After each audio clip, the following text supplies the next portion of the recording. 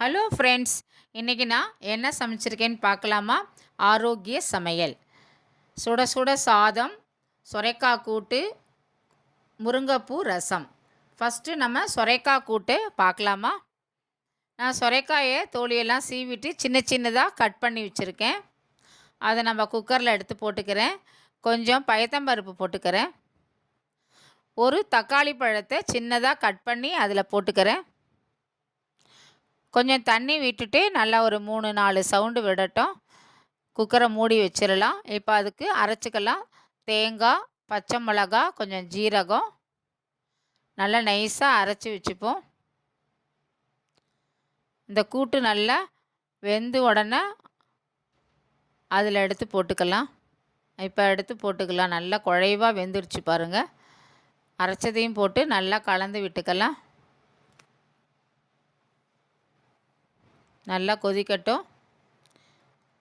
இப்போ நம்ம இந்த கூட்டுக்கு நம்ம தாளிச்சுப்போம். கொஞ்சம் உப்பு போட்டிருக்கேன். நல்லா கலந்து விட்டுப்போம்.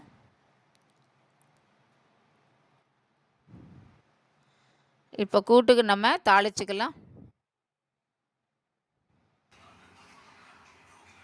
கடுகு, உளுத்தம்பருப்பு. கடுகு நல்லா வெடித்த உடனே கொஞ்சம் பெருங்காயம் போட்டுக்கலாம். கருவேப்பிலை போட்டுக்கலாம். இப்போ கூட்டில் எடுத்து போட்டிக்கலாம்.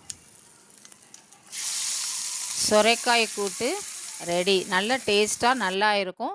இது மாதிரி நீங்களும் ட்ரை பண்ணி பாருங்கள். ஹெல்த்துக்கு ரொம்ப நல்லது சொரைக்காய் கூட்டு. டயபெட்டிக் பேஷண்ட்டுக்கெல்லாம் ரொம்ப நல்லது. அடுத்தது முருங்கைப்பூ ரசம். புளி கரைச்சி விட்டுருக்கேன். கொஞ்சம் உப்பு போட்டுக்கலாம்.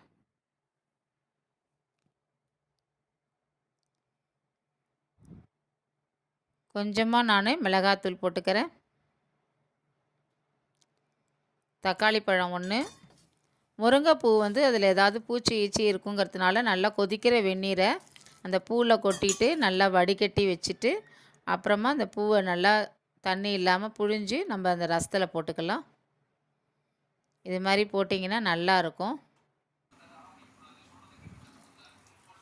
தண்ணி விட்டு பருப்பு தண்ணி விட்டுருக்கலாம். இப்போ நம்ம ரசத்துக்கு தாளிச்சுக்கலாம். நெய் விட்டுருக்கேன். கடுகு, ஜீரகம்,